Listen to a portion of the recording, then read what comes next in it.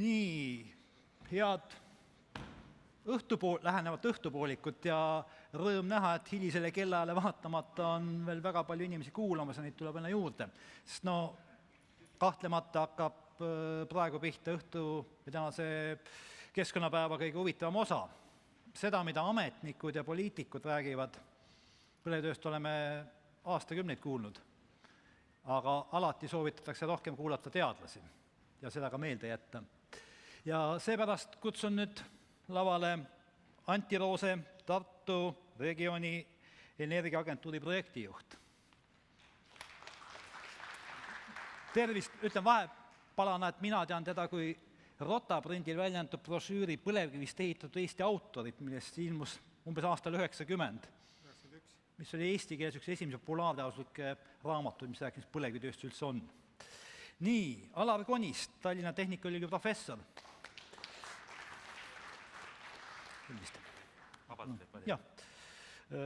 Margus Raha, Eesti Geoloogia Seltsi liige.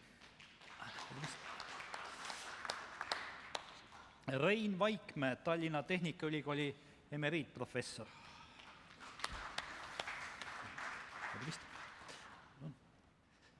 Ja Kalev Sepp, Eesti Maaülikooli nõukogu liige.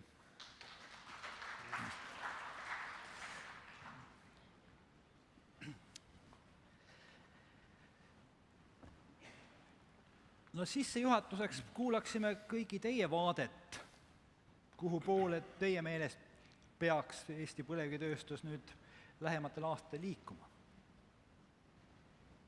Antti Roose teeb otsa lahti. Jah, kui ma nimekirjas esimene olen. Ma pööraksin nüüd selle turu täiesti näoga ikkagi nõudluse poole ja pihiksin kui Eesti Energia klient ja ma julgen tunnistada, et see kliendisuhe on soe, see rahuldab mind ja ehkki ma ei ole helistanud kuhugile Eesti Energia klienditeenindusse, olen ma jätkuvalt rahul selle äpiga, mis näitab mulle mu kodust energiatarbimist, ehkki ma tean ka seda, et see elektrienergia, mis siis 85% osas on põlevkivist, on vaid 13% minu energiabilansist ja moodustab vast viiendiku minu energiakulutustest, kus ma siis kohe nüüd tarbijana pigem peaksin hakkama selle kliimapoliitika elluviimisega tegelema pigem hoopis teistes nendes energiakulutuse liikides, ehk siis vähendama transpordienergiat, kus seoses rahvusvaheliseks teadlaseks olemisega pean ma suhteliselt palju lendama, kus mu transpordi jalajälg võib küündida aastati siin 7-8 tonnini, kus siis tegelikult see blame game või süüdlase otsimise mäng tegelikult võiks olla taandatud, nii nagu siin ka eksminister Pomerants osundas, just nimelt nende 500 000 jae elektri ostja suunas, milline on nende tegelik energiatarbimine kõigis kliimat mõjutavates komponentides. Aitäh. Alar Konist jätkab. Suur tänu. Kõigepealt tänan siia kutsumast ja tahaksin kiita seda kultuurimaja, et väga ilus koht, ma ei ole siin varem olnud ja võiks öelda, et see piirkond areneb küll vähemalt minul kui kaugemalt tulija vaatest. Aga ma kõigepealt võib-olla õppejõuna parandaksin paar väidet, mis siin vahepeal öeldi, et kasutegureid saab võrrelda siis, kui nad on ühisel nimetajal, et täna ei ole päris õige võrrelda elektritootmist ja õlitootmist, et neid mõlemaid tehnoloogiaid me kasutame parimal võimalikul moel ja seal on võimalik neid protsesse veel efektiivistada, aga ütelda näiteks, et elektritootmine täna on tohutult ressursi raiskamine, et siis päris nii ei ole, et tegemist on seal Rankini protsessiga ja seal oleks siis vaja meil jahutada 0 Kelvinini, et saavutada seda protsenti 100 kätte ja seetõttu, kuna see on puht füüsiliselt täna võimatu, siis me seda ka kätte ei saa. Aga tulles nüüd selle teema juurde, et teadus- ja arendustegevus tegelikult on iga ettevõtte seisukohalt väga oluline ja see on see tegevus, mida täna kõik energeetikaettevõtted peaks tegema ja selle põhjal me saaksime ka hinnata siis, et millisel valdkonnal on jätkusuutlikkust ja millisel mitte. Ja kui täna Keskkonnaministeerium mulle väga meeldivaks üllatuseks ütles, et teadus- ja arendustegevusse tuleb panustada, siis see on nagu väga hea ja positiivne sõnum, mida saab edasi anda ka selle valdkonna teadlastele ja tulevastele õpilastele ja ka töötajatele, et kindlasti see on valdkond, kus tuleb tegeleda ja see valdkond, mis täna mõjutab meie keskkonda kõige enam ja iga pisikenegi kokkuhoid selles sektoris tegelikult siis seda keskkonnamõju nende mahtude koha pealt parandab või vähendab nagu oluliselt, ehk see on nagu väga oluline valdkond, millega me peaks tegelema, et toota parimal võimalikul moel, nii et me säästame ressurssi ja mõju keskkonnale oleks minimaalne. Aitäh ja ma tuletan meelde, et meil võimalik jälle hääletada, uus küsimus on ka, et kas teie arvates siis Põxit või väljaastumine põlevkivitööstusest peaks toimuma täna pärast lõunat, 10 aasta pärast, 20 aasta pärast, kui põlevkivivaru on ammendatud, või põlevkivikasutus peaks olema plaanipärane, et 5 varianti, tehke valik, palun. Nii, ja Rein Vaikmäe. Jah, aitäh kutsumast. Ja ma ütleks kõigepealt, mulle ei meeldi see sõna Põxit. Sa oled kellelegi siin saalis täna ei meeldi? Selles mõttes, aga teadlane ei saa läheneda nii, mis meeldib, mis ei meeldi. Tuleb vaadata seda, mis selle taga on, kuna mulle ei meeldi ka Brexit. Sinna ei ole midagi teha, eriti see, kuidas see toimub.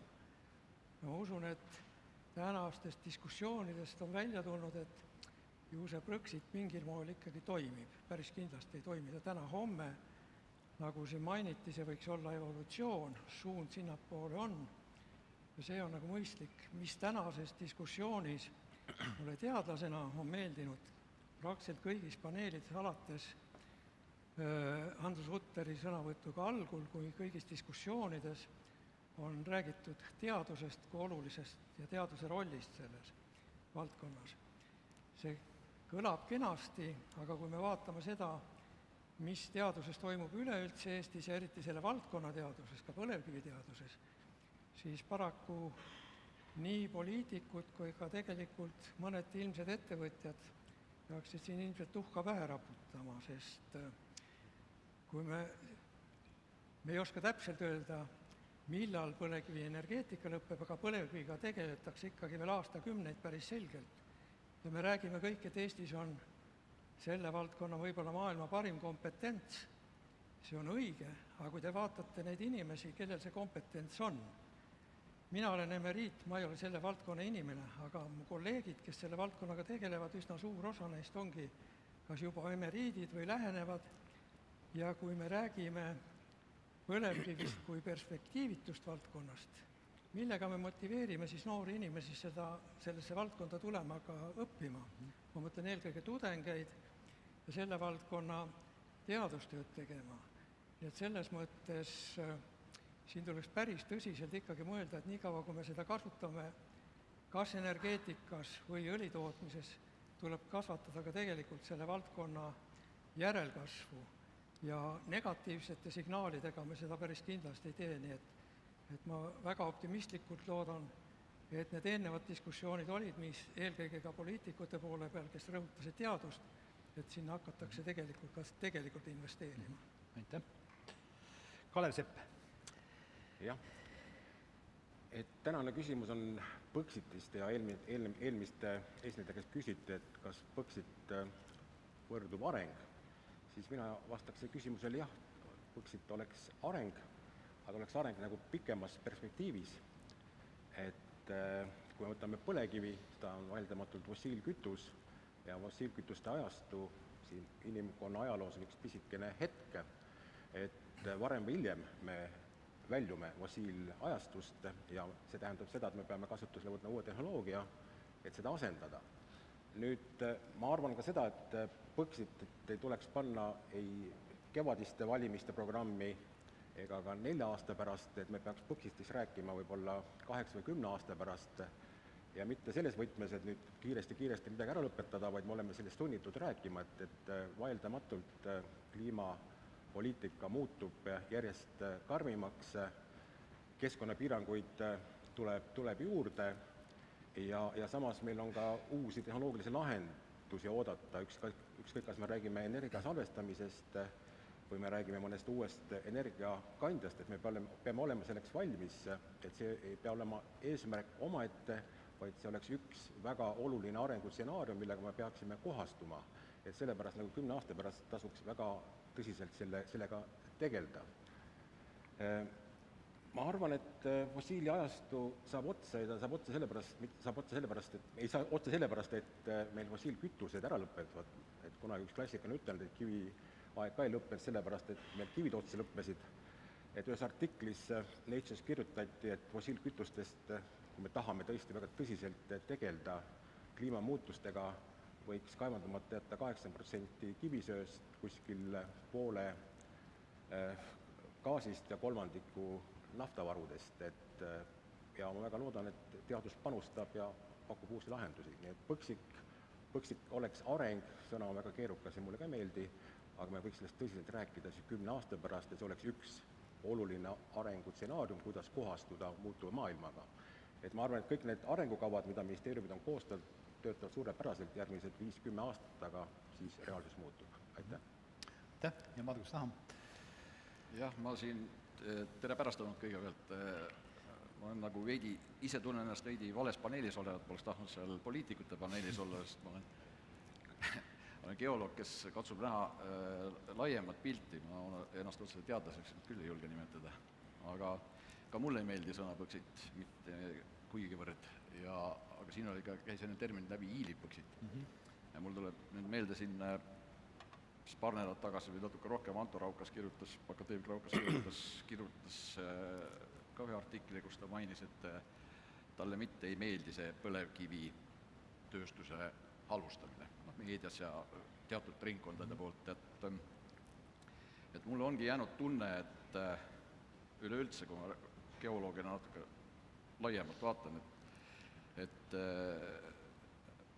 kui me ligi 30 aastat tagasi laulsime ennast vabaks, siis nüüd me nagu tahaksime, tähendab mitte kõik, osad tahavad ennast laulda üldse tööstuse vabaks. Et ma tahaks öelda no offense, Tõnis Mägi, aga eks see põlevkivi, see tants, mis toimub praegu põlevkivi katla ümber, eks ole ka lakmustest nagu ka meie edaspidi teistele maavaradele, mis on nagu siin ennem välja toodi esimeses paneelis, mis on osad, mis on passiivsed, osad, mis on tuleviku maavarad, et selles mõttes Põxit kahtlemata ta läheb selle poole, nagu ka Sepp ütles, et fossiilsete kütuste kasutamine hakkab tasapisi lõppema, aga põlevkivi praegu kasutatakse energeetikas, kasutatakse põlevkiviõli tootmises, ka see ükskord lõpeb otsa, sest et põlevkiviõli tootmine kestab seni, kui kasutatakse vedelkütuseks. Et muidugi on jäänud ka siis põlevkivikeemia, et see on kolmas valdkond. No Margus Tahm, te hiljuti, võib-olla mitte väga hiljuti Äripäevas artiklis kirjutasite, et millegipärast on Eestis poliitikud võtnud hoiaku, et inimesed on maavarade kaevandamise vastu. Samas viitasite ühele Keskkonnaministeeriumi uuringule, kus tuli välja, et 92% elanikest pole üldse vastu tegelikult, kui seda teha mõistlikult ja argumenteeritult, eks ole. Miks siis teie arvates on poliitikud hoiakus, et elanikud on vastu? Esiteks sellest uuringust, et ma imestan üldse, et praegu alles see tuli, miks näiteks Ado Lõhmus rääkinud sellest, et jah, Keskkonnaministeerium korraldas uuringud, kus siis tuli välja, et ütleme üle 90%, 92% oli see vist, et Eesti inimestest pole nagu maavarade uurimise kaevandamise vastu, seal oli isegi üle 60%, kes ei olnud ka fosforiidiga tegelemise vastu. Sellest nagu üldse ei räägita, et pinnale tõuseb nende inimeste hääl, kes nagu teevad, sellest nii palju räägitud, kes teevad kõige kõvemat häält. Ja poliitikud on meil kahjuks sellised, kes siis kuulavad neid hääli, mis neile kõrvu kõige kõvemini kostub, ja siis nad, võib-olla talle endal ei ole, eesti keeles öeldud savi on ju, see või teine stsenaarium, aga ta lihtsalt kuulab seda kõvat häält. Muidugi, mis tuleb selle uuringu koha pealt öelda, ega Eesti inimesed ei ole väga teadlikult üldse, mis, kui tehti ka küsitlus, et nimetage maavara, siis nimetati seal väga X asju seal, et ka siin, nagu Kalle Palling rääkis ennem, et poliitikute näost peegeldub see hirm. See ei ole ainult, ütleme, maavarade puhul või üldse loodusvarade puhul, et siin on jälle, kui kuskil tekib mingi, nagu enne mainisin, et laulame tööstusest vabaks riigi, on ju, et siis poliitikud muudavad suunda, sest nad kardavad kaotada hääli. Ja räägitakse rahva tahtest. Mis on rahva tahe? Kas rahva tahe on, me ei tea ju rahva tahe, me peame küsima rahva tahtet, siis on okei, selleks on referendum. Muidugi referendum mitte nagu a la Brexit, et 50% on rahvas ja 50% ei ole rahvas. Noh, seal väike kõikumine. Aga Rein Vaikmäe ja Alar Konist, miks põlevkiviteadlaste hääl ei kosta siis argumenteeritud moel? Ma kuulen juba aastat 20 seda juttu, et see eriala ei ole ikka noortes populaarne ja sellest räägitakse kui surevast väljatööstusest ja miks see nii on? Oskad seda ehk paremini? No, ma arvan, et see on olukord, mida ma nüüd üritan siis parandada, et kuna ma olen värske professor, siis on võimalusi neid uksi avada ja inimeste teadlikkust suurendada nagu palju suurem. Turunduse küsimus. Täpselt, et see on tegelikult turunduse küsimus ja tegelikult ka see oleks nagu väga oluline tänagi sõnumina välja lasta, et võttes kasutusele näiteks keevkihttehnoloogia, me hoiame elektritootmisel võrrelduna siis tolmpõletuskateldega põlevkivi kokku aastas kuskil 20-30% sama energiaühiku tootmiseks. Lisaks meil ei ole siis veel seal ei lämmastiku püüdmise seadmeid kui ka väävli püüdmise seadmeid, aga see keevkihttehnoloogia on täna integreeritud juba ka näiteks õlitootmisesse ja tegelikult siis, kuhu ma nüüd oma jutuga jõuda tahan, on see, et see põlemine on üks väga oluline protsess nii elektritootmisel kui ka õlitootmisel ja seal on ka tegelikult täna tohutu potentsiaal veel, kuidas siis seda keskkonnamõju veel vähendada ja kuidas siis tegelikult võib-olla neid protsesse selliselt optimeerida, et meil tekiks kõrvalprodukt tuha näol, mis siis sobiks juba ideaalselt kas väetisena, ehitusmaterjalina, millena iganes. Et mida teha on palju, aga mida on tehtud, see on ka tohutu edasiarendus juba, et seda peab levitama jah, ja minu jaoks sellega tuleb tegeleda. Vastuolu selles, et kui ma iga kuu või kvartal loen Statistikaameti brutopalga ülevaated, siis seal erialati on 3.-4. kohal kohe pärast pangandust ja infotehnoloogiat on energeetikud ja mäetöösturid ehk kaevurid, eks ole. Mis on siis ühe Eestis paremini tasustatud erialad, aga kui me vaatame, kuidas on tung seda eriala õppima, siis vist väga suurt tungi ei ole. No meil on täna ikkagi kõige olulisem see ellujäämine selles valdkonnas või nii, et kes tegeleb fossiilkütustega, ega neil nagu see põli väga kerge ei ole ja siis kuidas öelda, kuna tegeleb põhitegevusega, mis siis on rahastuse hankimine, siis täiendavalt veel kuskil lobitööde tegemine või meedia kajastamine, et see on nagu kaunis keeruline, aga see on oluline, sellega peaks tegelema. No võib-olla täienduseks nii palju juurde, et kui küsimus selles, et miks sellega tegeleda, siis tuleb natuke vaadata otsa meie teaduse finantseerimissüsteemile, mis on projektipõhine, ja kui vaadata Eesti Teadusagentuuri lähenemist, milliseid projekte toetatakse, siis päris loomulikult, kui on jutt kogu aeg, ütleme seesama märksõna, need Brexit, siis kuhu raha pannakse sellistele teemadele, mis tunduvad tuleviku mõttes mitte perspektiivselt, me vaatame kui rahastamist selles valdkonnas, teaduse rahastamist, siis Teadusagentuuri poolt on see ju kogu aeg alla käinud ja siin on natuke kivi võib-olla ka ministeeriumide kapsaaeda, mitte ainult Haridus- ja Teadusministeerium, kelle ütleme haldusalasse kuulub Teadusagentuur, vaid tegelikult teadus-arendustegevuse seadus ütleb, et iga ministeerium peaks toetama ja finantseerima tema valdkonna teadusuuringuid, mis tähendab siis seda, et ütleme, Majandus- ja Kommunikatsiooniministeerium ja Keskkonnaministeerium peaksid omalt poolt, kui näha on, et tegelikult ikkagi see põlevkivi valdkond meil vajalik on ja oluline, siis kas omalt poolt finantseerima või siis vähemasti veenma Teadusagentuuri, et ka neid teemasid on vaja finantseerida, nii et alafinantseerimine on kindlasti see, miks sinna ka inimesi ei tule. No jaa, aga see on ju põlevkivi arengukavasse kirjutus, on 3 suurt teemat. Kaevandamise, kasutamise efektiivistamine, ja keskkonnasõbralikuks muutmine ning kolmas suur teema on põlevkiviteadusesse panustamine. Kas te olete nüüd tunnetanud paari viimase aasta jooksul, kui see arengukava on vastu võetud, et siis on hakatud panustama rohkem riigi poolt põlevkiviteadusuuringutesse? Ei, seda küll ei tunne. Teadvustatakse probleemi juba, et see on väga hea.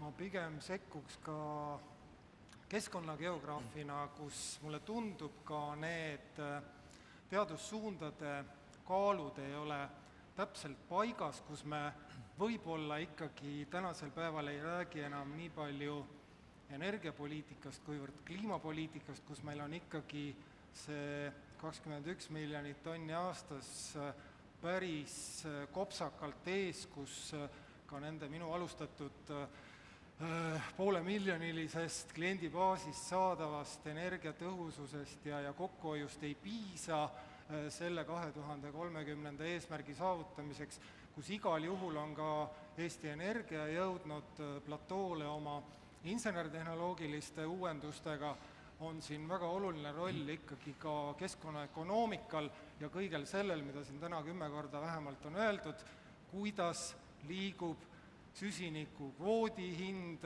kuidas Põhjala energiaturgudel toimub hinnakujundus, kuidas riigid üksikuna seda hinda aktsiisidena ja muul moel kujundavad, ehk siis ma arvan, et ka Eestis see pädevus, kus me oleme nüüd ka suhteliselt hiljuti lõpetanud sellise keerulise konstruktsiooniga uuringu, kus räägitakse välismõjudest, kus tegelikult ikkagi need välismõjud ongi sealsamas süsinikubörsil, kus need mõjud sõltuvad nendest Lätist või mujalt ostetavatest megavatt-tundidest. Kalev Sepp, tahate enda? Jah, et ma tuleks tagasi põlevkivi mõjude juurde või uurimiste juurde, et lisaks, et me peaksime arendama põlevkivikeemiat Eestis, rohkem uurimisi ja meil on olemas ka noored professorid, kindlasti see valdkond areneb jõudsalt, mul ei ole siin kahtlust, et me peaksime vaatama tegelikult kogu seda kaevandamise ahelat, et mitte ainult mis toodet me sellest saame, aga mis sellest maastikust pärast saab, tähendab, et üks asi, miks pärast kaevandajat ei ole väga armastatud Eestis, on esiteks see, et nad ei kommunikeeri oma sõnumid alati kõige paremini, et tähendab, et mis sellest alast nagu pärast saab, et mis need tegelikult keskkonnamõjud on ja teine asi, ega me ei oska seda kohalikku kogukonda ka alati ka siin väga hästi kaasata või selgitada. Muidugi see omaette küsimus on, kes on kohalik kogukond, see on juba omaette teema. Et täna, kui ma kuulasin esimest ettekannet, Ando Sutteri ettekannet, mis oli suurepärane, kõik, mis toimub toru teises otsas, on väga hea, et meie efektiivsus on läinud praktiliselt maksimumi 84%, eks ole, meie süsiniku kogused on 4-5 korda vähenenud, eks ole, alla läinud, aga mis sellest maastikust pärast saab, et mis on nagu need keskkonnamõjud maastikule, kas me jäämegi siis metsastama neid alasid või me mõtleme natuke innovatiivsemalt puhkealadele või uute elupaikade loomised nagu see ehitame püramiide ja motokeskusi. Aga see on väga hea, tegelikult need on väga head edulood, et me oleme selle Kiviõli Poolkoksimäe teinud alternatiivspordikeskust, Aidus suurepärane edulugu, et kui vaadata jällegi Euroopas või maailmas laiemalt, siis tegelikult neid endiseid kaevandusalasid on tegelikult kasutatud ka loodushoiu kompensatsioonialadega, et neid teatud elupaikasid taastada, mis on kaevandamise käigus nagu hävitatud ja samamoodi nad on suurepärased puhkemaastikud inimestele. Et kui vaadata nagu Ida-Viru regiooni, siis ühelt poolt on geograafiline asend võib-olla keerukas, on meil naaber Venemaal, aga tegelikult on ka eelis. Et kui me võtame 150 kilomeetrise raadius, siis meil on 5 miljonit inimest siin, et meelitame ainult siia kohale loodust nautima, et see on suur potentsiaal, et tihtipeale rikutud maastik on kindlasti probleemne, aga ta on ka arengupotentsiaal ja võimalus, et me ei saa seda ära unustada. No ma küsin provokatiivselt, et kui oletada, et riik panustab aastas põlevkiviuuringutesse näiteks 50 miljonit eurot. Milline eureka sellest sünniks? Kas asi on ainult rahas või milleski veel? Ei, ega ta ei Kas on nüüd see võimalik põlevkivist veel väga palju teada saada, mida me siiani ei tea? selles mõttes ega see lähtematerjal kui selline ei olegi nii oluline, et pigem on oluline see just, et noh, et sellesse valdkonda see raha antakse, et noh, täpselt samamoodi on võimalik teha nendest uuringutest edasiarendusi või teha ka paralleelselt näiteks seal põlevkivi ja biomassi koos pürolüüsi või põlevkivi ja puidu koos põletamist või põlevkivi ja poolkoksi või on ainult poolkoks ja on uttegaas näiteks, mida oleks võimalik koos kasutada, aga ühtepidi võib-olla, mis on siis täna võib-olla selle teadusmaastiku häda on see, et kui sa mingi valdkonnaga oled hakanud tegelema, siis on sul see märk küljes ja kui sa tahad kas või valdkonda muuta või tahad ka oma teadusteemat muuta, siis hindamisel ikkagi millegipärast määratletakse seda ühte teemat, millega sa kunagi võib-olla oled tegelenud, aga võimalust mingi uue teema uurimiseks ei anta, et tegelikult peaks aga kes ei olema anna?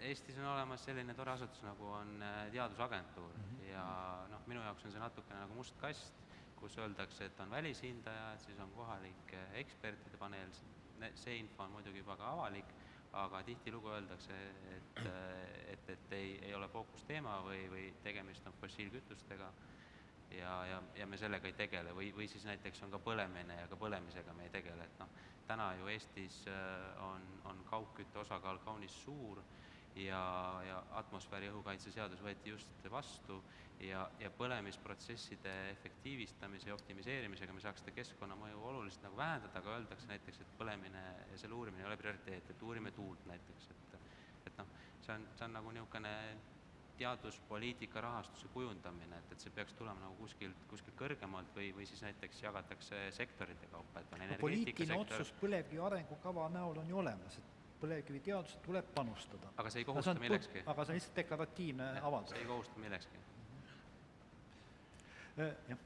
Jah, ma ikkagi arvan või ma pöördun ikkagi selle sama oma kinnismõtte juurde tagasi, et kus Eesti Energial on, ei tea, 70 või 80% kliendibaasist, kes päevast päeva tarbib elektrit, siis ma arvan ja ma olen absoluutselt kindel, et see ongi põlevkivi poliitika mõõgast välja tõmbamata mõõk, kus see 1 või 5% kokkuhoidu nendel salakavalatel turunduslikel meetoditel, nagu meie hinge poevad Volkswageni müüjad, Tallinna Kaubamaja, isegi Maxima võiks olla ja anda ikkagi need paar miljonit tonni, ma arvan, kõige kulutõhusamalt tegemata siis nüüd sellel tehnoloogilise hüppe platool järgmist hüpet, mis võiks olla oluliselt aeganõudvam, kus siis ikkagi need kliimapoliitilised indikaatorid hakkavad igal juhul seda mastikut lühendit siin selleks reaalsuseks muutma. Mida siis konkreetselt teha oleks vaja selleks? Ma arvan, et kui Eesti Energia läheb edasi kõige lihtsamalt ka oma kliendilehtedes täiesti süüdimatult energiakampaaniatega läbiviimisega, kus siis need viimaste jõulude kingitused mul 80-aastastele lapsevanematele on olnud LED-pirnid, mille ma siis ise olen kuhugile lakke või keldri kõige tagumisse soppi kruvinud, kuni siis ka ikkagi reaalselt selle nutika võrgu lahendusteni, kus näiteks minu teada ei ole Eesti Energial praegu tunnipõhist paketti, kus ma tõepoolest siis mitte ainult sellises öises ja päevases režiimis saan oma tarbimist reguleerida, aga põhimõtteliselt ikkagi nii, nagu see börsigraafika mulle näitab, tõepoolest juba ka tunnises täpsuses. Aga no põlevkivi kasutamisel on kaks sellist vastandlikku suuremat lähenemist ka, et ühed ütlevad, et ärme kaevanda praegu palju põlevkivi, et me ei ole veel piisavalt targad, me ei tea, mis kõikvõimalikud väärtused temast peituvad, et 100 aasta pärast saame targemaks ja siis võtame temalt palju rohkem väärtust välja. Teine lähenemine on selline, et kuna fossiilsete kütuste kasutamine nagunii väheneb tulevikus, siis sel põlevkivil tulevikus üldse pole mingit väärtust ja tulekski praegu, kuni tal on veel mingi väärtus, ta maksimaalselt kiiresti ära kasutada. Küsin te kõigi käest, mis teie sellest arvate? No arvan ikka, et kasutame edasi, no ma vaatan seda ekraani ka, et jah, kasutus peaks olema plaanipärane. et ärme seda nüüd kalevi alla paneme. aga tegelikult me räägime küll, ja tänasel teema ongi rohkem põlevkivi, aga siin on ka laiemalt juba räägitud ka muudest maavaradest, siis tegelikult see niisugune, ütleme, märksõna, mis siin mõned aastad tagasi tuli Keskkonnaministeeriumist, et näiteks fosforiidi osas, et ärme seda uurime, seda ei tohi uurida, no teadlastele on see ühtepidi niisugune arusaamatu sõnum, sellepärast et teadlane ükstapuha, mis on uurimata, ta tahab seda uurida, kas sellel on väga me hea, täna kuulsime, et ministeeriumis on toimunud meeleparandus. jah, see on praegu väga meeldiv ja minu meelest teine meeldiv asi on see, et lõpuks uuesti käivitati Eesti Geoloogiateenistus, mis ju vahepeal oli praktiliselt kadunud ja kui seda käivitati, siis olid märksõnad juures, et Geoloogiateenistuse oluliseks komponendiks tulevad ka teadusuuringud. Ja seda praegu ka elu näitab, et see tõesti nii hakkab olema, et see on nagu, ütleme, positiivne külg sellel asjal. Aga see, et midagi ära keelata, no lõppude lõpuks me võime võtta ju ka tuumauuringud. Kui nad tulid, eks ole, siis see oli väga põnev lihtsalt, üks põnev valdkond füüsikas, inimesed said palju teadmisi, siis tulid esimesed kasutused, mis olid tegelikult sõjalisel otstarbel, eks ole. Aga selle teine väljund oli tegelikult rahumeelne otstarve.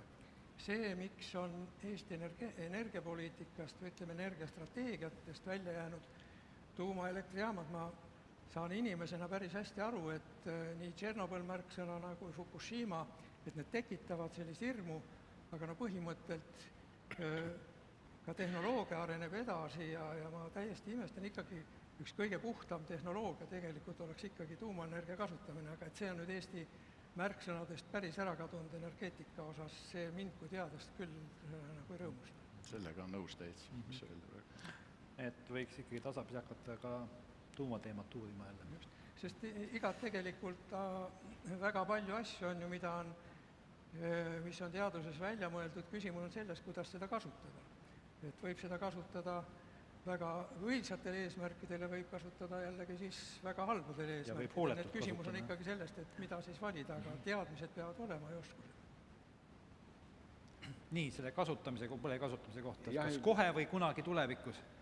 Ma nagu sissejuhatuses ütlesin, et lähemalt 10 aastat võiks ta tõesti olla plaanipärane, et need samad arengukavad, strateegiad, mis meil on, siis me peaksime vaatama, mis on olukord maailmas, et me ikkagi oleme üks osa suurest ilmast ja siis nii kaua, kui me suudame luua põlevkivi toote lisaväärtust piisavalt, me võime seda kaevandada, kindlasti ahju ajamine ei ole väga mõttekas, aga põlevkivikeemial on ka 10-15 aasta pärast jumet.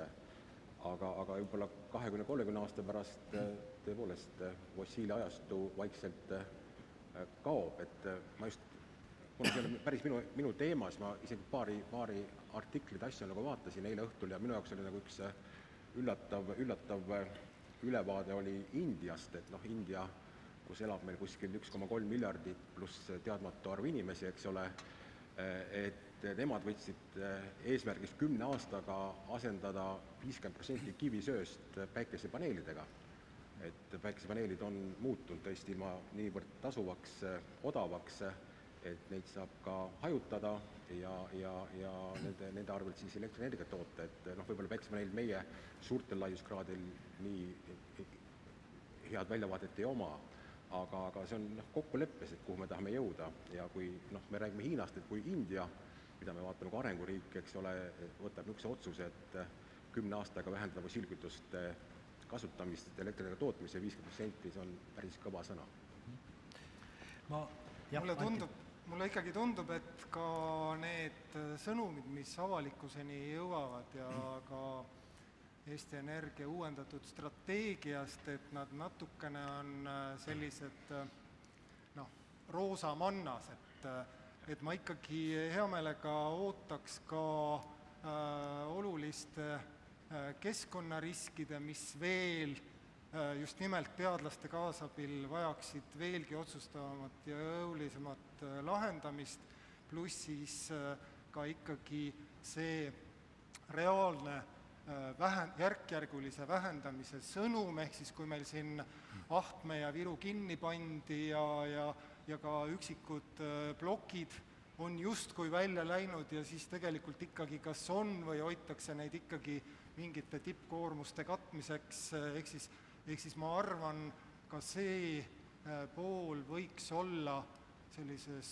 täpsemas tehnoloogilises kui ärilises võtmes, pluss siis need keskkonnaindikaatorid, mis on taandatud megavatt-tundidele, SKT-le, tööjõule, ehk siis normeeritud ja kuidagi kategoriseeritud, kas või võrdlevalt siis näiteks Euroopa teiste kahanevate söetööstustega, kuhu sekka meid eriti nagu ei taheta võtta ja kust kõik need ohtlike jäätmete vaidlused ja kõik see muu, mis siis Eesti põlevkivitööstust on tõepoolest ka selles euro harmoniseerimises hoidnud mõneti perifeerias või siis lihtsalt ei ole seal olnud sellist ka korralikku koalitsiooni koos poolakate ja teiste söeriikidega, kus siis neid järk-järgulise vähendamise ja üleminekute lahendusi mõistlikult saaks rakendada.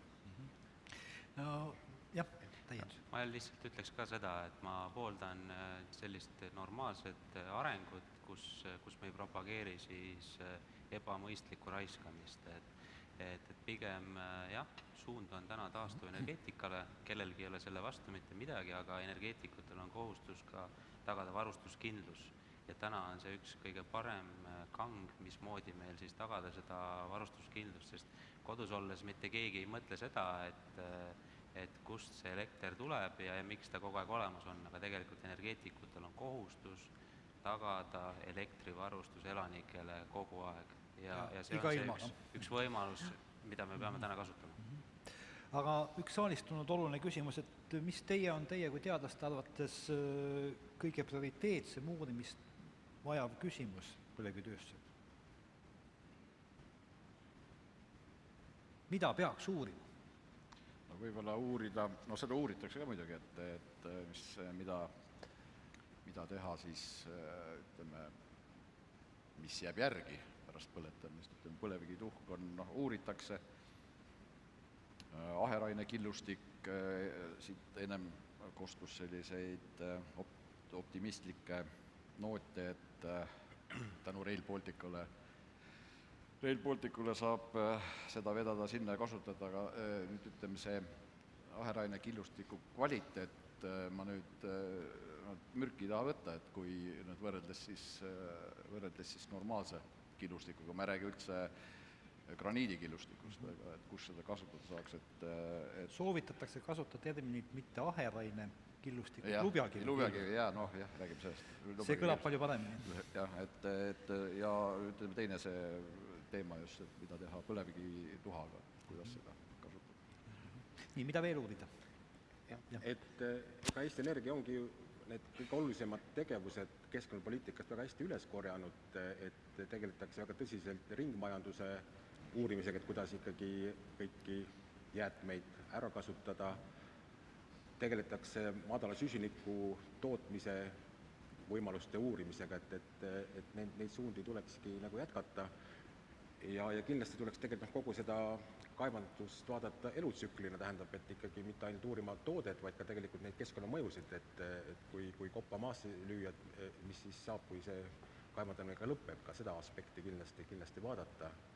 Ja nagu Anti ütles, et see, mis on Eesti Energias tehtud, on kõik väga suurepärane, et mõnikord öeldakse, et asi on nii kole, et on ilus, et täna ettekanne oli mul niisugune tunne, et asi on nii ilus, et hakkas vahepeal koledana tundma, et nii palju häid asju on, tähendab, et tegelikult võiks statistika suhtes näidata just nimelt neid mitte ainult absoluutarve, kui palju need CO2 ekvivalendid on vähenenud, eks ole, aga kui me taandame need tõesti siis elanike arvule või taandame SKT-le, eks ole, et siis need või jäätmete hulgale, eks ole, et siis need näitajad veel meil nii head ei ole, et ükskõik, kas me vaatame Euroopa Keskkonnaameti raportid või OECD raportid, siis need näitajad Eestis ei ole just kõige ilusamad ja me oleme kuskil seal lõpus riikide osas.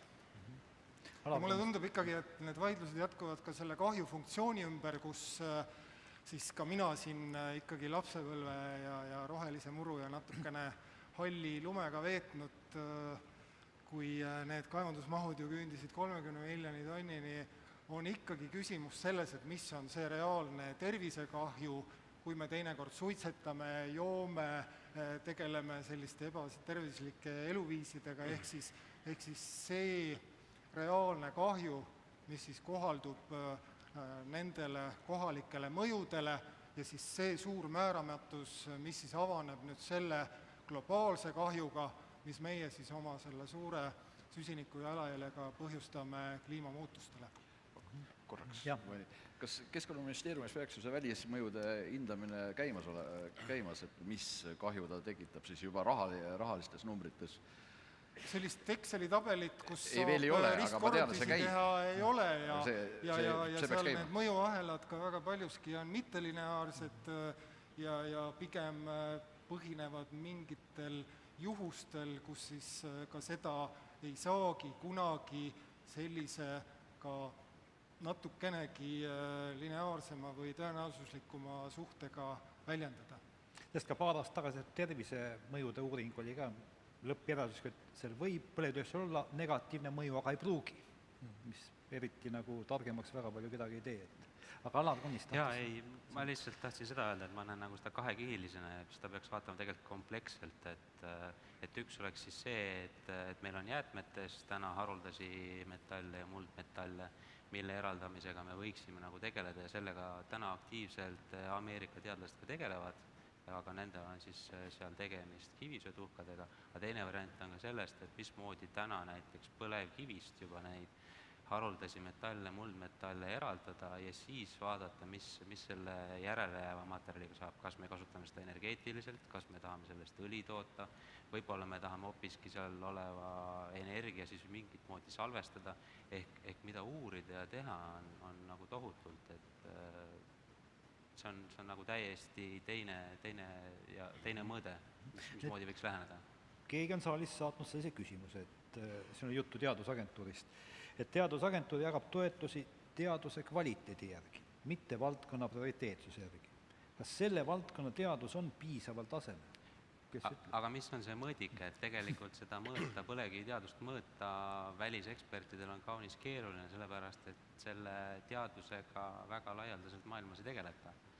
Et kui täna tegeleks siin grafeeniga, siis on väga lihtne hinnata näiteks selle teadlase panust sellesse valdkonda ja hinnata siis tema teadusvõimekust, aga kui on põlevkivi, siis öeldakse, et see on tegelikult Eesti-sisene teadusteema või teadushuvi ja seda nagu niimoodi välisekspertidega hinnata on kaunis keeruline ja võrdsetel tingimustel siis konkursil läbi lüüa on kaunis keeruline.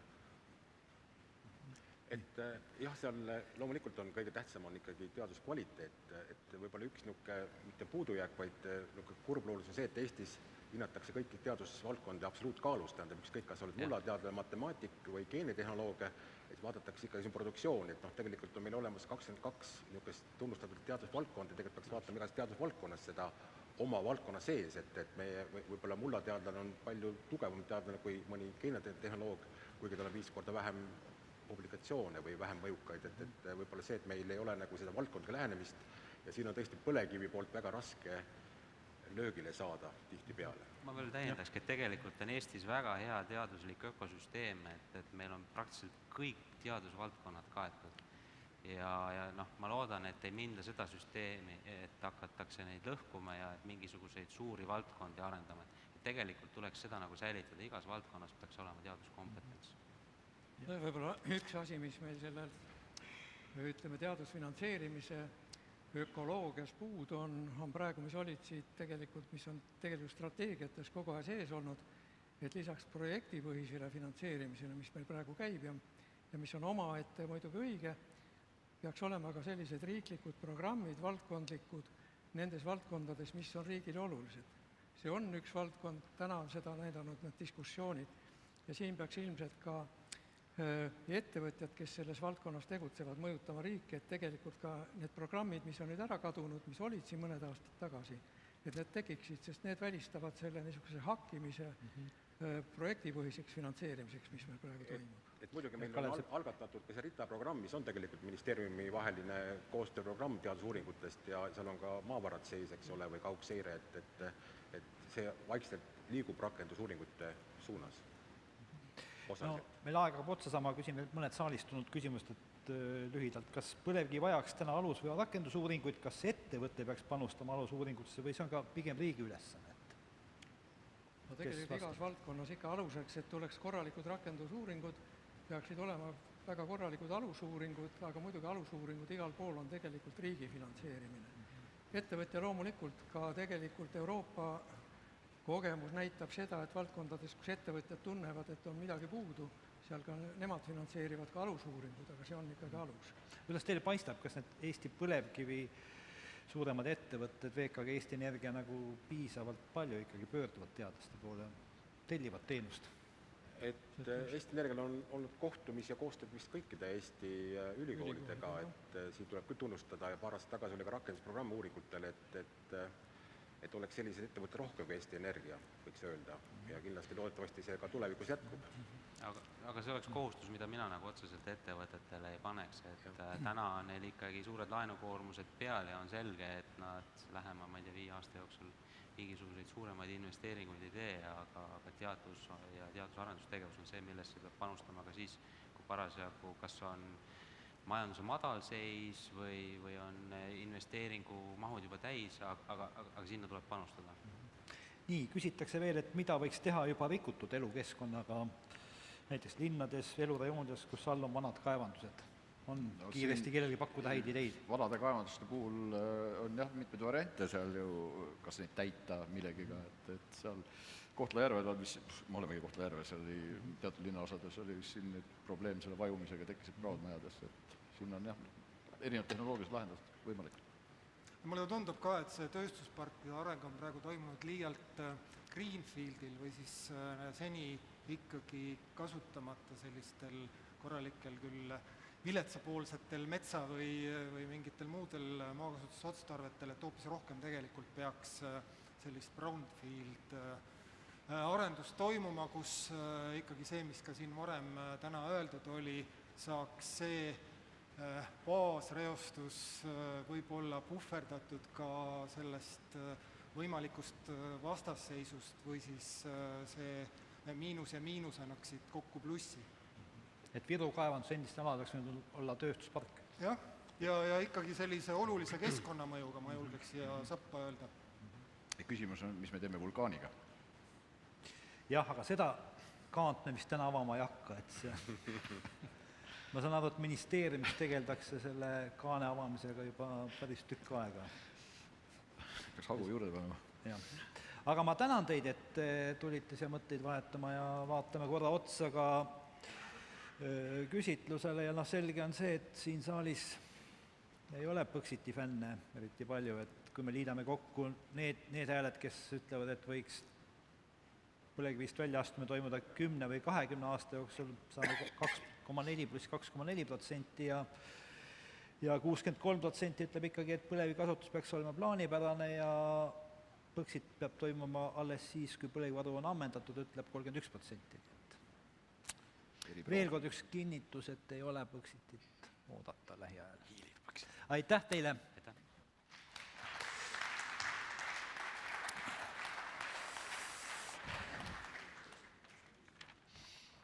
Nii.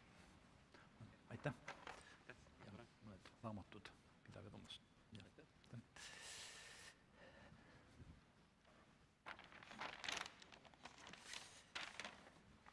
Nii, sul see vist juba on või ei ole?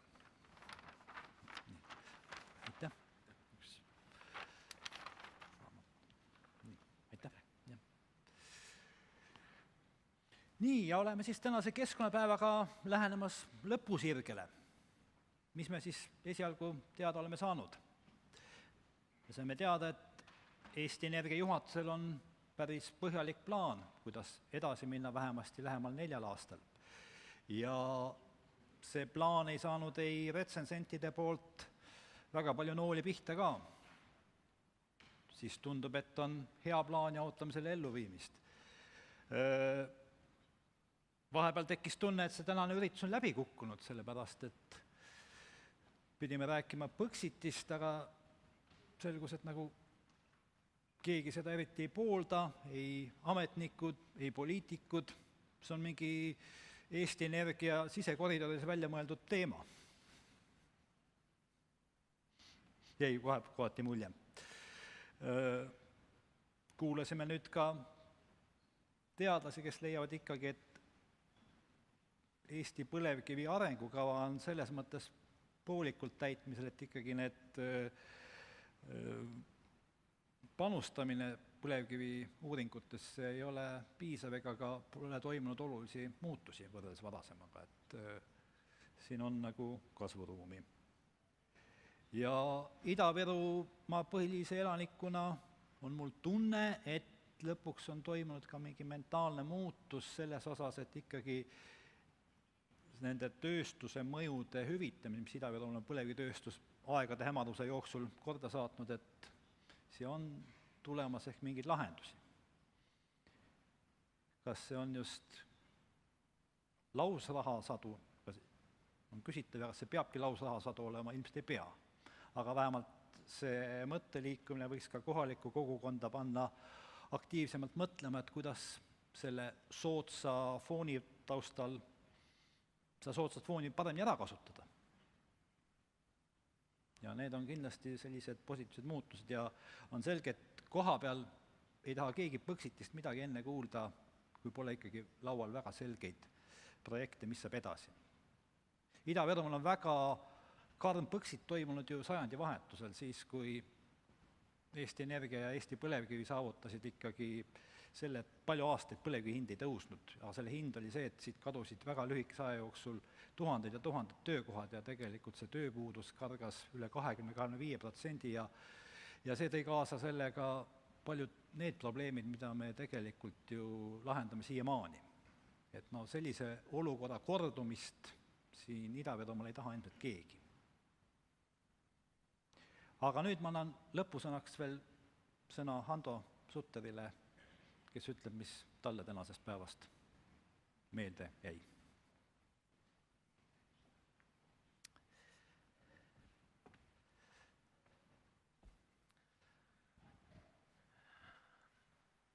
No nii, et oleme päeva ilusti vastu pidanud, tänud kõigile, et aktiivselt kuulasite ja eriline tänu muidugi tublidele esinejatele, et te võtsite kõik vaevaks siia tulla, oma mõtteid meiega jagada ja ausalt öeldes ma olen nii palju märkmeid teinud, et ma selle ajaga ei jõua kõik ette lugeda, aga ma võib-olla mõned mõtted peegeldan tagasi ja mõned müüdid lükkan ümber, mis siin tekkisid, et lihtsalt võib-olla see on ka üks selline kokkusaamise mõte, et kui müüdid on, et siis lükkame vastastikku ümber, kui vähegi võimalik on targad inimesed ja kui argumendid on olemas, et siis ju saame ise ka targemaks.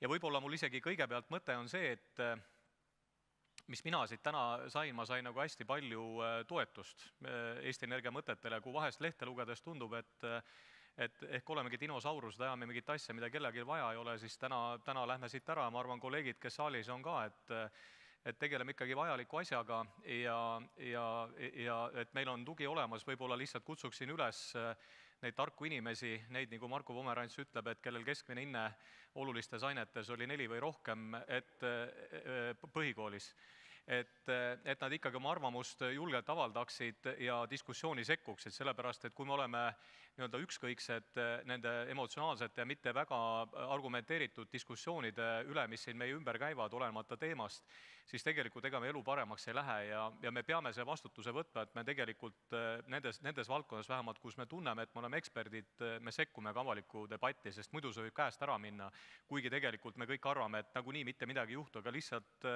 ilma argumentideta lähebki mingi teema käest ära. Aga väike minu selline kokkuvõte, mis siis täna mul siin kõrva jäi. Kõigepealt see nii-öelda ametnike paneel, kuigi seal Erki kindlasti mitte ametnik ei ole, isegi natuurilt mitte. Et Keskkonnaministeerium, Ado Lõhmus, väga selged seisukohad, väga palju tuge siis suurenergeetikale kui ringmajandusele, toetavad tuhakasutust, jäätmelakkamise luba oktoobris-novembris, see, mida mina ütlesin ennem, et ei tea, millal ta tuleb, nii et siit ma nüüd loen näppude peal edasi, ma julgen nüüd öelda välja, et kui Ado ütleb, et oktoobris-novembris on meil käes jäätmelakkamise luba, siis ütleme, rehvi põhine õli võiks tulla kindlasti juba järgmise aasta esimeses pooles. vähemalt midagi. Nii et millal see mägi sealt saab kaduma raadilt, et sellega on natukene see teema, et meil peab olema nagu sobiv tehnoloogia, et see mägi nagu ära purustada ja metall eraldada, aga sellega saame ka hakkama, nii et vähemalt töö läheb käima. Siis kui jutt oli Põxiti kuupäevast, et sellest käis üldse täna läbi siis päeva ja ma usun kindlasti, et mingi erakond sellega välja tuleb, et tahetakse midagi sellist hästi lihtsasti seditavat asja, et Põxit küll, aga see kuupäev, siis et miks me peame olema pühamad kui paavst, oli Ado mõte, et kindlasti ühinen sellega ja miks me tekitame probleeme juurde, oli teine küsimus selle peale ja kolmas oli see, et miks me peaksime loobuma 4% SKP-st. Et need on kõik sellised väärt küsimused, nii et võtame need kaasa ja mul on nüüd autorimi ka all ja kui keegi selle teemaga tuleb, siis ma küsin need küsimused ära ja kui nad vastavad need sisukalt ära, siis võib-olla saab mõtteid muuta. Siis Ando Leppimannilt saime kinnitust, et siis kuna MKM on meil energiavaldkonna hoidja, et Eesti Energia strateegia järgib riiklikke arengukavasid, mis oli minu arust väga selline hea kokkuvõte ja minule ka veel kord kinnitus, et tegeleme õige asjaga, kuigi me ausalt strateegiasse jõudsime väga avatud debati, ajurünnaku, hea koostöö paljude Eesti Energia kolleegide ja nõukoguga ja nii edasi, et aga kui me oleme ilusti arengukavadesse sobitume, see kõik on suurepärane. Ando ütles ka niimoodi, et Põxit on tegelikult rumalus. Ja see on tsitaat, eks ole, ja minu arust, kuna ta on jällegi energiamajanduse teema hoidja, ta nüüd läks küll ära, aga ma tänan teda selle julge väljaütlemise eest, sest vahest me peame ka seda ütlema, et kui me tõesti valdkonna tunneme ja me kuuleme rumalust, siis tulebki eesti keeles välja öelda, et see on rumalus.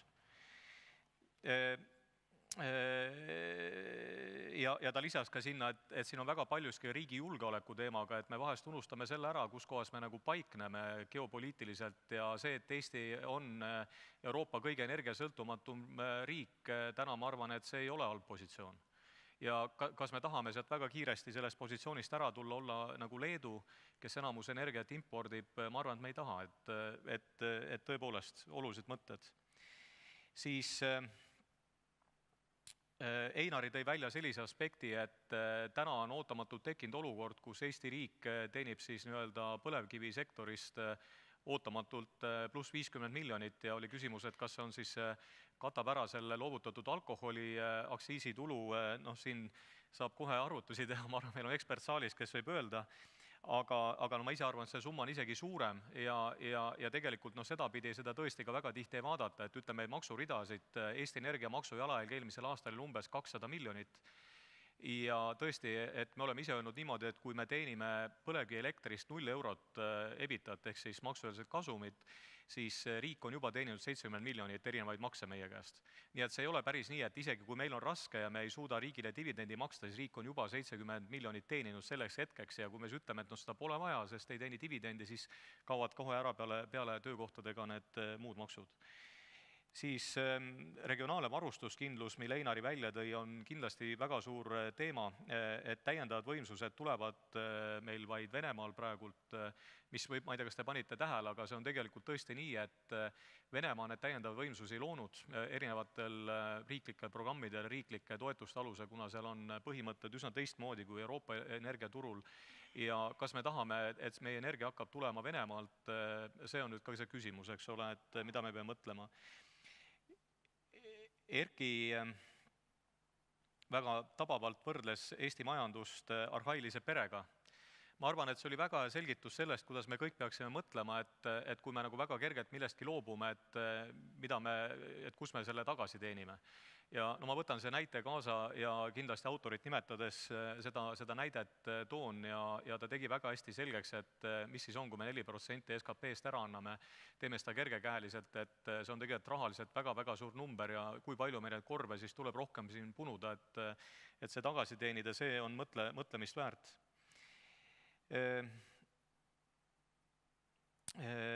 Põlevkivisektori käive täna 1 miljard eurot. Mina vahest neid miljardeid ja eurosid ma panen Eesti kroonidesse, ma olen veel selle aja inimene, et on nagu lihtsam arvutada neid nulle, joonistan ka paberi peale, see on meeletult suur number.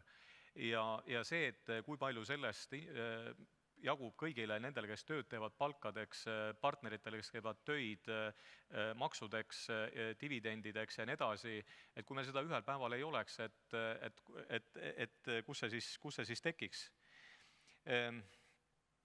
Nüüd see teema, mis käis läbi ja Ando tõstis selle esimesena, et ettevõtted peaksid ise leidma siis võimalused, et kokku leppida kohalike omavalitsustega ja seda ei peaks käsitlema korruptsioonina.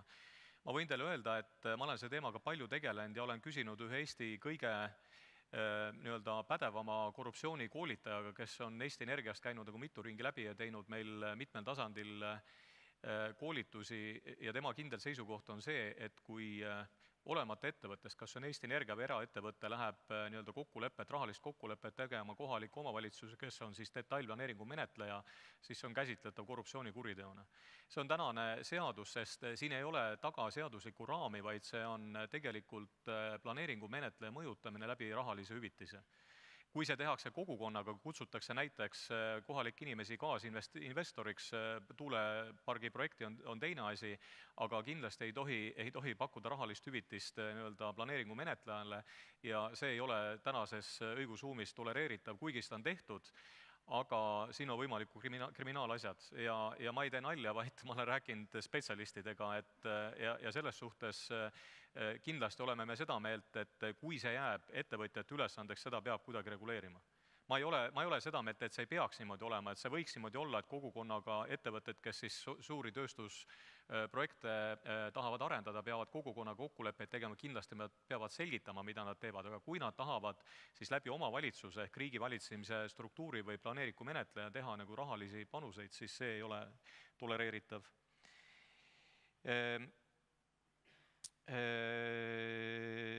Nii, Ado lisas veel, et uuringud on teretulnud, minu arust oli selle viimase paneelile väga tugev sõnum, võtsin selle sealt kaasa, et siin me räägime sellest, et maavarasid uurida, jah, mäletate, see oli natukene siis fosforiidi kontekstis ja üldse aru saada, mis meie maa sees on.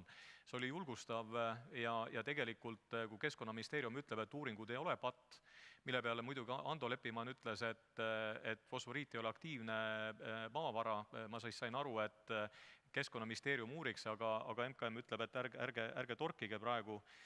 Tegelikult minu arust siin on täna palju julgust antud, et me ikkagi võiks teada, mis meie maa sees on ja näiteks soomlased, meie põhjanaabrid on väga hea eeskuju, nad on teinud seda pidevalt, väga teadlikult ja neil on palju teadmist, aga väga palju maavarasid maa seest on kasutusele võetud.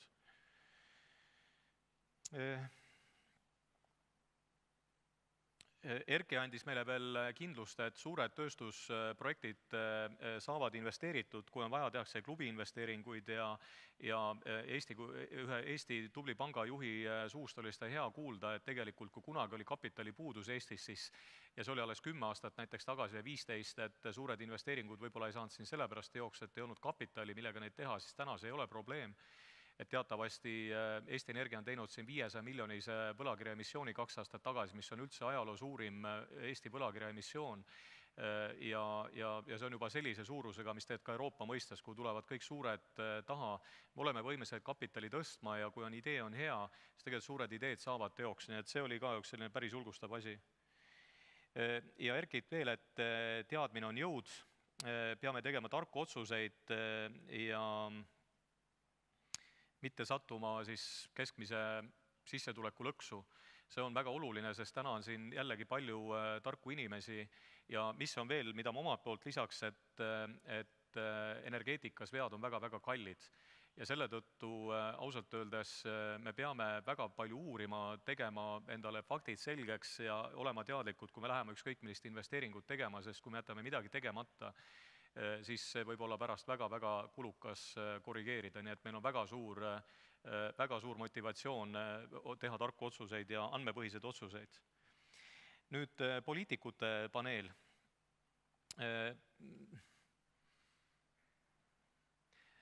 Ma väga ootan, et tõesti tuleb energia peatükk kõikide valimisprogrammidesse. Ma olen tegelikult, kui ma ikka poliitikuid näen, küsin, et kas juba võib lugeda, kõik on öelnud, et ära veel loe, et ei ole valmis või on toores. ja ma olen kõikidel tegelikult pakkunud, et kui on vaja ekspertarvamusi, kui mõnda stsenaariumit arvutada või kui teie plaani, mis te tahate teha, täitsa siiralt, kui te tahate midagi teha, me teeme teile stsenaariumi arvutuse taha, me anname teile argumendid, kui teil on mõni müüt, millest ei ole päris kindlad, aitame kummutada ja nii edasi, et need programmid saaksid sisulisemad, sellepärast et minu arust meie president ütles 20. augustil välja kuldsed sõnad, et poliitiku töö on nagu iga teinegi töö, seda võib teha hästi või halvasti ja kes siis need poliitikud on. Ja kui me ise nagu seda poliitiku tööd nagu naeruvääristame, alavääristame, siis tegelikult me ei saa ka head poliitikat ja me kannatame kõik selle pärast. Nii et mina siiralt ütlen, et kui need programme tehakse ja me ekspertidena saame kaasa lüüa, aidata, toetada, kindlad teeme ja Eesti Energias on ekspert erinevatel aladel, teeme seda kindla peale, sõltumata sellest siis, kes see küsija on, millisest poliitilisest erakonnast, et siin me nagu mingeid eelistusi ei tee, et kasutage seda võimalust. Aga siin ka mõned tsitaadid ja mõtted, et Marko Pomerants ütles, et sellise mõtte, et sõltuvus põlevkivist versus võimalus põlevkivist, et kindlasti me täna ei ole seal olukorras, kus me oleme põlevkivist sõltuvad, täna meil on võimalused, mis on seotud põlevkiviga. Mulle see mõte hästi meeldib, sellepärast tõesti, et kui me kokku lepime, meil on konsensus üldrahvalik, et me põlevkivi kasutame, meil on võimalik ka ilma. Tõsiselt on võimalik. Ja kui keegi küsib, et kas on võimalik või ei ole, mina ütlen küll, et on. Aga see lihtsalt võib olla kallis. See võib olla rumal, aga võimalus on olemas. Ja see ongi see, et see üldrahvalik kokkulepe on oluline, sest ja me peame sisustama ära ka selle stsenaariumi, mis on ilma põlevkivita ja siis peame otsustama, kui ta on argumenteeritud, kas me seda tahame või ei taha mitte. Mis see võimalus siis on? Siis poliitikute paneelist on Kaur Nurme tõi selle kõigepealt välja, et kohalik kogukond peaks kasu saama ja ausalt öeldes selles osas Eesti Energia on päris palju tööd teinud, et see küsimus peab saama lahenduse, sest ilmselgelt meil väga paljud asjad Ida-Virumaal seisavad selle taga ja minu arust see kohaliku kogukonna ootus, et oleks väga selge kokkulepe, et mida see kohalik kogukond siis saab, kui ta talub seda tööstust ja reostust, et see kokkulepe peab olema klaar. Siin on hästi palju ajaloolist tausta, taaka, midagi on kuskilt kunagi kokku lepitud, täna see kokkulepe isegi ei ole päris aru saada, miks ta just selline on. Näiteks see ressursitasu, et kui kaevandus liigub maa all ühe valla piirest teise valla piiridesse, siis juba see teine vald hakkab planeerima, kuidas ta raha sirgeks tõmmata, aga see vald, kus ära liigutakse, see hakkab vaatama, kuidas kaevandust nagu hakata pooma vaikselt, sest varsti enam tulu ei saa sealt. Et see ei ole väga mõistlik ja ma võib-olla, mis siin käis läbi ka hiljem veel, oli see, et see keskkonnamõjude siis hindamine, sellega tõepoolest ministeeriumite vaheline töörühm tegeleb minu arust päris professionaalselt, on kaasatud audiitor sinna või siis ekspert, kes seda aitab sisustada ja me toetame igati seda, et need keskkonnamõjud, mis päriselt on keskkonnamõjud, ehk ütleme, et kui näiteks lubjakivi pannakse hunnikusse, kas on keskkonnamõju või see on visuaalne häiring, me mõtleme selle üle, et kuidas ta siis keskkonna mõjutab, kui ilma orgaanikata lubjakivi on pandud hunnikusse, seal tekib üks mägi ja sealt sõidab mööda näiteks ööpäevas 2 autot, et kui suur see keskkonnamõju on, et millist kahju ta keskkonnale tekitab, aga need tuleks ära hinnata ja siis tõepoolest selle kahju tekitaja peaks selle hüvitama ja mingi osa sellest kindlasti võiks laekuda kohalikule omavalitsusele vähemalt. Vähemalt neil peaks olema motivatsioon toetada, aga võib-olla see on üldse selline, et üksikisiku tulumaks laekub mitte siis ainult elukoha järgselt, aga laekub ka töökoha järgselt, sest täna on see minu arust terve Eesti probleem, et väga paljud omavalitsused on võtnud hoiaku, et me loome siin head elukeskkonda ja tööstus hoidke siit eemale, sellepärast et muidu inimesed ei taha siia tulla, sest jõukad inimesed elavad siin ja nad käivad ju tööl naabrite juures, aga maksud laekuvad meile, et siis tekiks ka omavalitsustel üldse rohkem motivatsiooni, et töökohtasid tuua. Täna on see väga paljude just jõukate valdade probleem, et sinna ei tahetagi tööstust saada, sest see võib neil peletada nii-öelda maksumaksjad eemale. Siis Kalle Pallikult saime sellise mõtte, et areng peab olema pidev ilma hüpeteta, arvestada peab samas maailma trende ja ka tehnoloogia arenguid, igati nõus, me ei saagi teha äkilisi muudatusi ja kui maailmas tehnoloogias midagi muutub, saame mingi võimaluse, peame seda kohe kasutama, sellepärast et kui me ei kasuta, siis teeb seda keegi teine, me ikka kukume konkurentsist välja, olgu see siis suurandmete analüüs või laavakaevandus või veel midagi, tegelikult kõik need asjad tuleb meil kasutusele võtta. Erki Savisaar tõi välja sotsiaalse aspekti, tõepoolest palju töökohti otseselt ja kaudselt me tunneme selles osas vastutust, kuigi ma just Kuku raadiole ütlesin, et kui räägitakse struktuursest tööhõive probleemist Ida-Virumaal, siis see suur asi on juba ammu siin ära toimunud.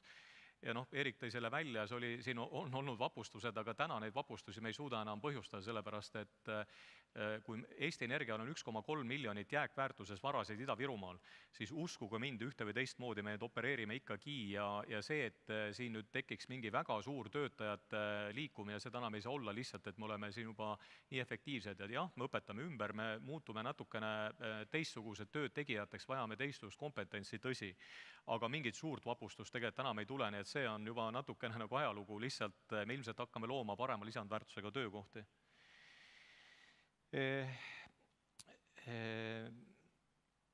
Liisa küsis küsimuse, et mis on suurem eesmärk energeetikas ja ehk see ongi õige küsimus.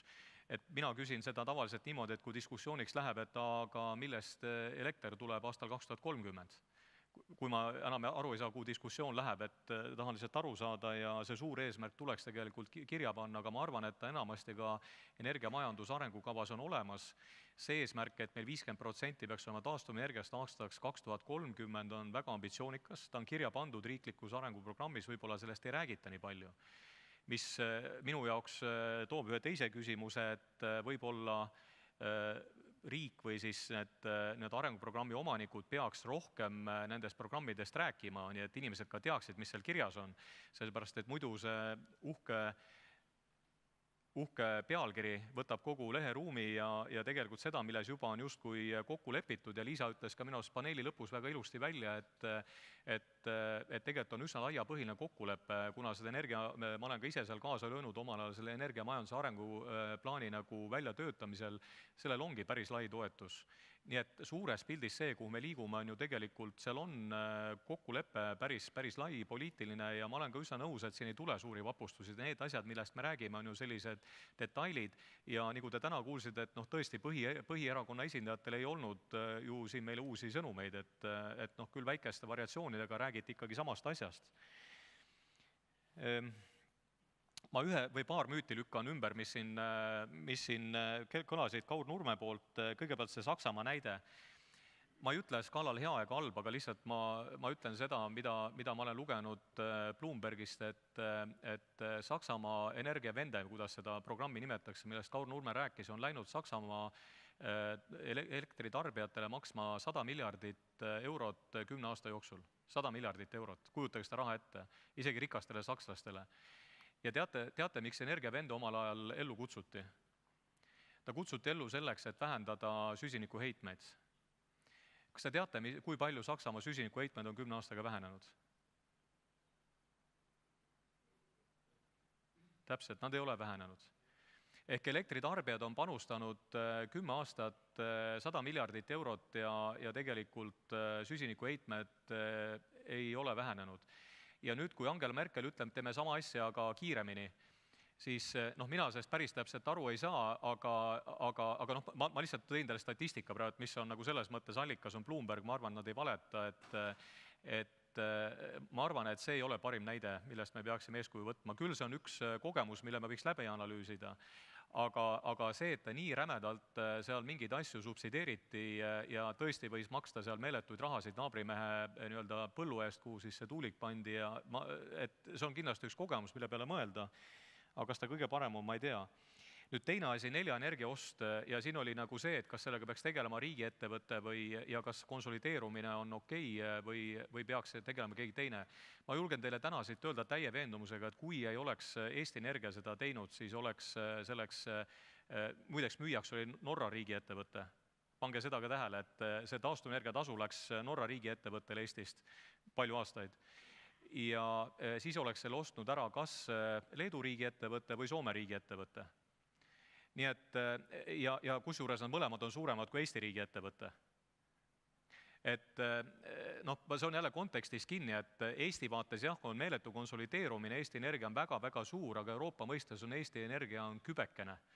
ja me oleme energiaettevõttena väga-väga väiksed ja see, et me siin natukene konsolideerime regioonis taastuvenergiat ja liigume selle eesmärgi poole, et me suudaks oma portfellis omada rohkem taastuvenergiat, ma arvan, et see ei ole väga halb ja kuna meil on ka plaan tuua see turule ja võimaldada siis tõesti Eesti inimestel, Leedu inimestel, pensionifondidel osa saada sellest taastuvenergia arengust siis juba osanikuna ja vabalt kaubeldava aktsia kaudu, siis tegelikult mina tunnen seda natuke Robin Hoodina.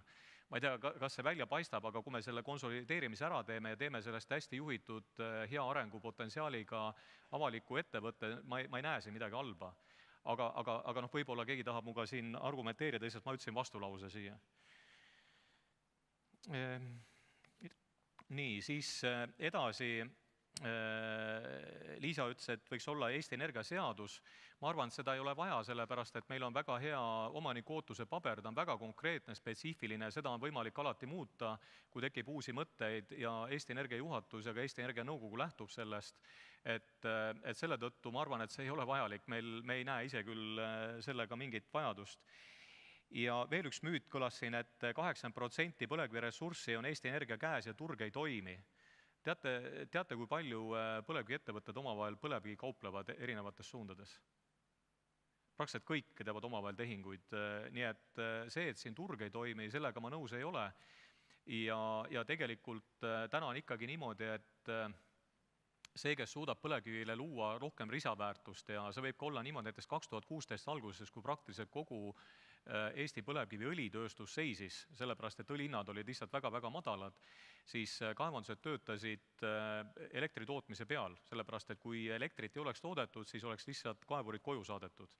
Ja me ostsime väga palju ja loomulikult tehti ka häid pakkumisi, sellepärast et lihtsalt põlevkivi ei olnud kuhugi panna. Ja see oli see olukord. Täna on see, kus õlihind on väga hea ja õlitootjad on valmis põlevkivist päris head hinda maksma sellepärast, et lihtsalt see on neile mõistlik, siis väga palju põlevkivi liigub siis põlevkivitootjate vahel õlitootmisse. Nii et tegelikult see turg toimib ja ma usun, et ta toimib järjest paremini ja põlevkiviettevõtted suudavad koostööd teha, ma ei näe siin väga suurt probleemi. Nii et see, et kas see keegi teine võiks tulla, jällegi, tõepoolest olen nõus, et tehnoloogia teadmised on siin ja tegelikult on see, et kõik, kes on investeerinud tänaseks juba põlevkivi tootmisvahendisse, tegelikult nad peaks olema ressursiga tagatud, sellepärast et muidu on lihtsalt väga kurb, kui ühel päeval investeering on tehtud selle ressursi vastu, mis on eraldatud ja ühel hetkel seda ressurssi lihtsalt ei ole. Siis nüüd teadlaste paneelist ausalt öeldes mulle väga-väga meeldis see küsimus, mis Erik küsis, et meil on 50 miljonit, mida uuriksite? Ma ei saanud head vastust. Ma ei tea, kas keegi saalist sai, aga tegelikult mina ütlen teile kahte asja. Esiteks, 4 aastat olen ma üritanud parandada Eesti Energia teadusasutuste koostööd. Me oleme midagi ära teinud, aga võib-olla mitte, me ei ole sinna jõudnud, kus ma tahaks, et me oleks jõudnud, aga tegelikult iga aastaga on see asi paremaks läinud ja seda on tunnistanud ka kõrgkoolid. Ja neid teemasid, mida uurida, on seinast seina, see algab geoloogiast, kui me ütleme niimoodi, et kadunud Väino Puura ütles, et Jordaania põlevkivi on kindlasti paremini uuritud kui Eesti põlevkivimaardlad ja me läheme järjest raskematesse piirkondadesse, kus põlevkivi kaevandada, geoloogia ei ole mitte väga hea ja me teeme palju katse-eksitusmeetodil seda kuni seal, ütleme, droonide, robotite kasutusele võtmine kaevandustes, Alma kaevandus Narvas, see on kõik need asjad, mis puudutavad geoloogiat, kuni siis suurandmete ja ütleme siis andmeteadlasteni välja, mida me oleme teinud ja kõik, mis sinna vahele läheb. Ma ütleks, et kõik keevkihtkateldega seonduv ja mul on öelnud seda Autotechi, siis tähendab, Forster Wheeleri juht, et kui ei oleks olnud Tallinna Tehnikaülikooli, siis keevkihtkatlaid Eesti elektrijaamas käima ei oleks läinud. Minu arust on selline tunnustus ja keevkihtkatlaid on nad teinud peale seda maailmas sadu. Et küll erinevatele ressurssidele, aga absoluutselt kindlasti julgen öelda, et see teaduse tugi, mis on olnud põlevkivisektorile, mida mina olen näinud, kui palju me sellest oleme tänaseks kasu saanud, või näiteks õli kvaliteet, mis on siin meil viimased asjad tehtud, kus me lausa meil elulisi probleeme lahendasime, et üldse turul püsida, kui palju katseid selle ümber on tehtud, kui palju me oleme sealt teadusest tuge saanud, et lihtsalt vahendite kvaliteeti parandada, see on hindamatu teadmine. et me suudame palju rohkem, aga ma olen praktiline inimene, ma olen ka insener, ma olen sealt samast Tehnikaülikoolist, aga ma olen praktiline sellepärast, et kui me sinna investeerime, siis meil peab olema selge, mis on see tulemus, mida me loodame saada. Ja kui kõik ei õnnestu, on see okei, aga kui me hakkame liikuma ükskõik kelle raha eest, kas on Eesti Energia raha eest või maksumaksja raha eest või siis riigi raha eest, me peab olema selge, mis me tahame koos ära teha. Ja hakkame see liikuma ja ma olen kohati pannud tähele natukene, et jah, et andke meile raha, küll me vaatame, mis siis saab. Ja on tõesti fundamentaalteadus, et mu isa on astrofüüsika doktor, ma tean väga hästi, mida see tähendab, kus ei olegi kunagi tulemust oodata, aga ta ise arvab, et on midagi suurt elus ära teinud ja ilmselt ongi. Aga see on suhteliselt praktiline asi ja ma arvan, et meil on siin väga palju teaduse ärada, mis päriselt teeb Eestimaa paremaks ja toodab Eestile lisaväärtust. Ja meil on selleks väga palju võimalusi, nii et teeme seda koostööd veel paremini ja tegelikult siin on tuleviku ees. Nii et see oli huvitav paneel, need mõtted, mis siin kirjas on, puhas kuld ja tegelikult tuge ka päris palju, nii et toimetame edasi ja igal juhul Eesti Energia poolt ma julgen kinnitada, et me kohtume regulaarselt tipptasemel ülikoolidega, aga ka töörühmade tasemel. Meil on see sama idea pitch, mis ma siin välja kuulutasin, seal on kõik teretulnud osalema oma ideedega, kas üksi või rühmadega, et need on praktilised formaadid, kus me peakski kokku saama ja väga juba siis konkreetselt organiseeritult need ideed ka siis paremad nendest vähemalt ellu viima. Aga sellega ma tahaks tegelikult tänada veel kord, kes siia kohale tulid, pidasite hästi vastu, esinejaid, moderaatorit, väga hea töö eest ja minu arust Eerik on suurepärane inimene, et kui meile heideti ka ette natukene seda, et me võib-olla ei ole rääkinud asjadest selgelt ja arusaadavalt, olen sellega nõus, aga Eerik on ometigi teinud seda hästi ja tegelikult ei ole ta kunagi torisenud, vaid on isegi väga rasketel hetkedel on üritanud nii-öelda positiivseid nurki leida Ida-Virumaa ja põlevkivitööstuse ümber ja on teinud väga tänuväärset tööd. Ja ma tihtipeale olen toonud Eerikut nagu näiteks ka, ütleme, Tallinna ajakirjanikele öelnud, et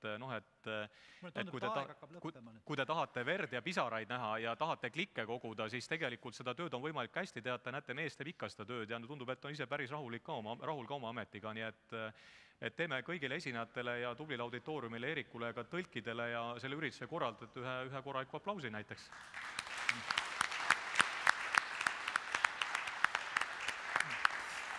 Aitäh! Ja annan siis tänase päeva viimase teate, et bussid väljuvad kell 16.45, aga selleni on veel aega ja üleval on veel kohv ja suupisted, aga nüüd saab laulda. Kui põlevkivi pole, siis oled omadega sees, vist oli see laul. Nii et hakkame pihta. Aitäh! Reklaam.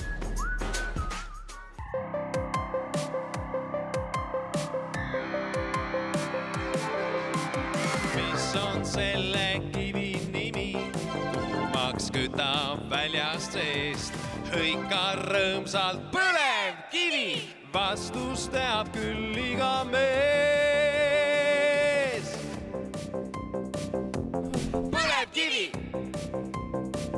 Põlevkivi, kaeva välja põlevkivi, kui tahad olla õige mees.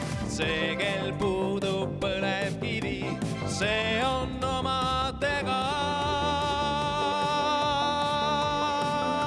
sees. Tarbi põlevkivi, kivi, mis põleb.